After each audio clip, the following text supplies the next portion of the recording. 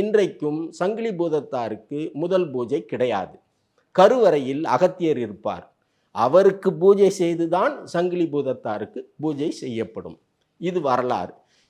இப்படி நிகழ்ந்த நிகழ்வில் ராணி ராஜசேகர பாண்டியனுடைய மனைவி ராணியானவள் மன்னனிடம் கேட்பாள், இவ்வளவு சக்தி வாய்ந்த இந்த ஐயனாரிடத்தில் நாம் ஏன் குழந்தை வரம் கேட்கக்கூடாது என்று ராணி கேட்க, அதற்கிணங்கி மன்னர் ராஜசேகர பாண்டியன் சொரிமுத்து ஐயனாரிடத்தில் எங்களுக்கு குழந்தை இல்லை, குழந்தை வரம் வேண்டும் என்று கேட்டதற்கு இணங்க சொரிமுத்தையன் பங்குனி உத்திரத்து அன்று உங்களுடைய எல்லையில் இந்த பகுதியில் நீங்கள் போய் பார்த்தால் ஒரு குழந்தை இருக்கும், அந்த குழந்தையாக நானே வந்து பிறந்திருப்பேன், உங்களுக்கு குழந்தை வரை தந்தேன் என்று சொரிமுத்தையன் அசரீரியாக வாக்கு தருவார்.